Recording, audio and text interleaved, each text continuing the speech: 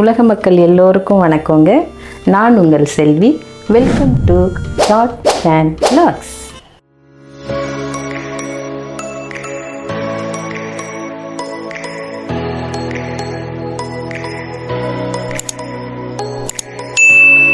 இன்றைக்கி நாம் பார்க்க போகிற ரெசிபி ரீசன்ட் டைமில் ஆல் ஃபேவரேட்டாக இருக்க வெஜ் மோமோஸ் ரெசிபி தாங்க.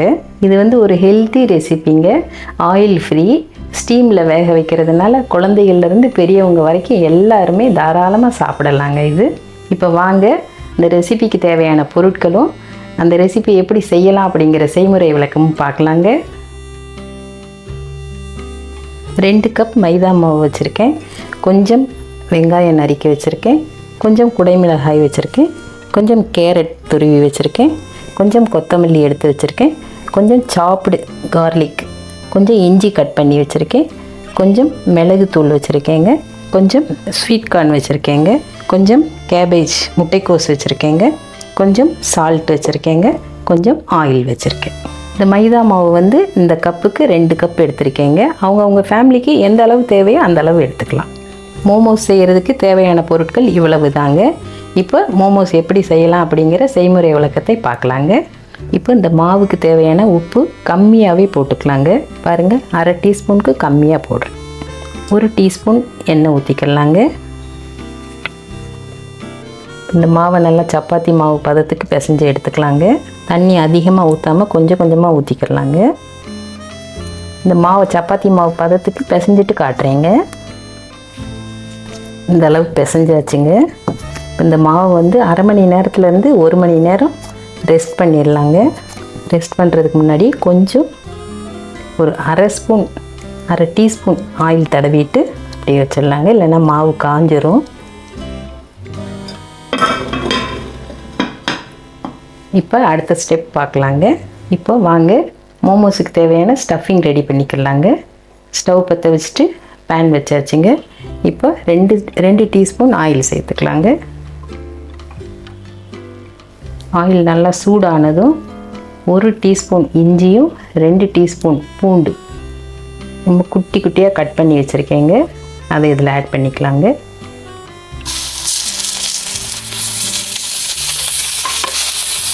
ஒரு ஸ்பூன் ஆயில் சேர்த்துக்கலாங்க. இஞ்சியும் பூண்டு இந்த அளவு வதங்கின பிறகு வெங்காயம் ஆட் பண்ணிக்கலாங்க.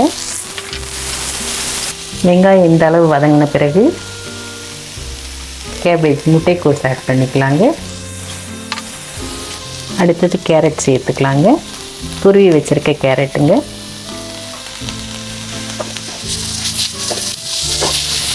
அடுத்து குடைமிளகாய் ஆட் பண்ணிக்கலாங்க.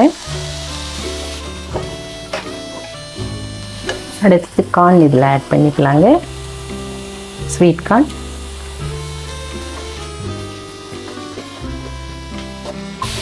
இந்த காய்கறிகளுக்கு தேவையான உப்பு ஆட் பண்ணிக்கலாங்க. அதிகமாக வேகணும்னு அவசியம் இல்லைங்க, திரும்பவும் நம்ம ஸ்டீம் பண்ணத்தானே போகிறோம், அதனால் கொஞ்சம் நேரம் வெந்தால் போதுங்க. இப்போ இதில் 1 ஸ்பூன் பெப்பர் ஆட் பண்ணிக்கலாங்க. உப்பு நீங்கள் செக் பண்ணிவிட்டு திரும்பவும் தேவைன்னா போட்டுக்கோங்க, எனக்கு கரெக்டாக இருக்குங்க. இப்போ கொத்தமல்லி சேர்த்துக்கலாங்க.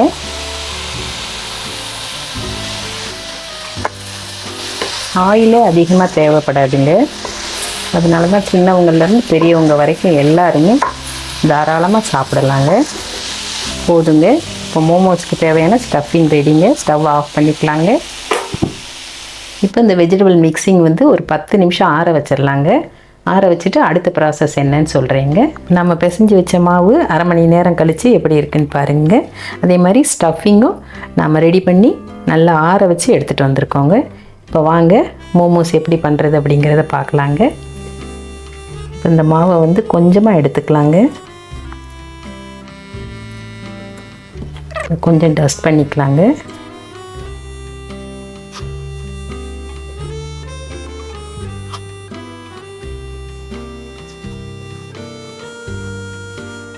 மோமோஸ் ஒரே சைஸாக வரணும் இல்லைங்களா, அதனால் கொஞ்சமாக மாவு எடுத்து கட் பண்ணி எடுத்துக்கலாங்க. அப்போ தான் ஒரே சைஸாக நமக்கு கிடைக்கும். மாவு இந்த மாதிரி ரோல் பண்ணி எடுத்துக்கலாங்க. ரோல் பண்ணி எடுத்துட்டு ஒரே சைஸாக கட் பண்ணிக்கலாங்க. இப்படி கட் பண்ணி எடுத்துக்கிட்டோன்னா நமக்கு ஈஸியாக இருக்குங்க. ஓகேங்களா? இப்போ ஒரு பீஸ் எடுத்து மாவு டஸ்ட் பண்ணி நல்லா ஸ்ப்ரெட் பண்ணிக்கலாங்க. முடிஞ்ச அளவு ரவுண்டாக தேய்ச்சிக்கலாங்க. ரொம்ப நைஸாகவும் தேய்க்க வேண்டாங்க, ஒரு மீடியமாக தேய்ச்சிக்கலாங்க. இந்த மாதிரி ரவுண்ட் பண்ணிவிட்டு ஸ்டஃபிங் இப்படி வச்சுக்கலாங்க. வச்சுட்டு நம்ம சாரீ மடிப்பு வைக்கிறோம் இல்லைங்களா, ஃப்ளீட்ஸ், அந்த மாதிரி தாங்க. பாருங்கள்,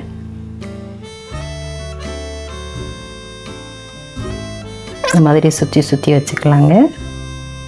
ரொம்ப ஈஸி தாங்க. பார்க்க கஷ்டமாக இருக்க மாதிரி தெரியும், ஆனால் ரொம்ப ஈஸி தாங்க. மாதிரி எல்லா பக்கமும் வச்சுட்டு இது எல்லாத்தையும் சேர்த்து இப்படி பிடிச்சிட்டு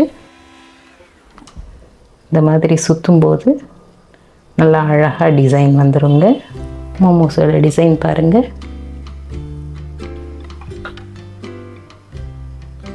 இன்னொன்று உங்களுக்கு செய்து காட்டுறேங்க.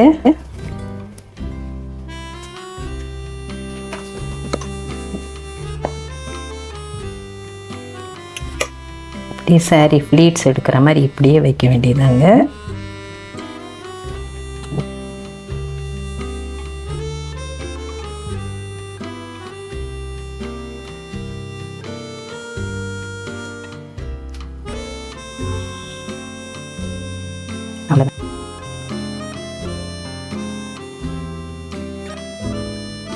அவ்வளோதாங்க. இதே போல் மீதி இருக்கிற எல்லா மாவுகளையும் செய்துட்டு உங்களுக்கு காட்டுறேங்க. இப்போ நம்ம ஷேப் பண்ண மோமோஸ் ரெடியாக இருக்குங்க. இப்போ ஸ்டவ் பற்ற வச்சு இட்லி பாத்திரம் வச்சுட்டு அதில் ஸ்டீம் பண்ணி எடுத்துக்கலாங்க. அதுக்கு முன்னாடி நம்ம செய்து வச்ச மோமோஸ் டிசைனுக்கு ஆயில் தடவிக்கலாங்க. ஃபுல்லாக ஆயில் ஸ்ப்ரெட் பண்ணிவிட்டு அப்புறம் வேக வச்சுக்கலாங்க. சும்மா லைட்டாக தடவுனா போதுங்க. ஆயில் ஸ்ப்ரெட் பண்ணிவிட்டு இன்னும் ஸ்டீம் பண்ணி எடுத்துக்கலாங்க.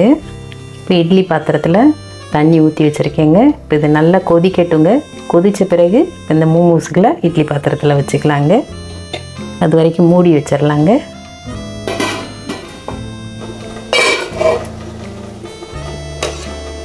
தண்ணி நல்லா கொதிக்குதுங்க. இப்போ வச்சு ஸ்டீம் பண்ணிடலாங்க. இது க்ளோஸ் பண்ணிடலாம். இது 10லேருந்து 15 நிமிஷம் வேகணுங்க. வெந்த பிறகு பார்க்கலாங்க.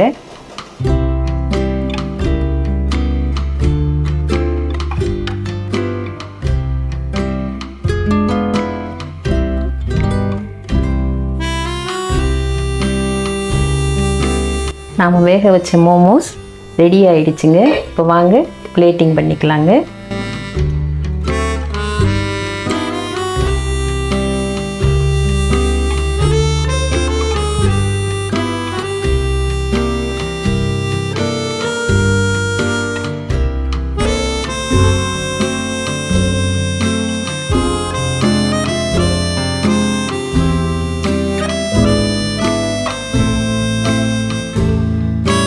மோமோஸ் ரெசிபி எங்களுக்கு ரொம்ப அருமையாக வந்திருக்குங்க.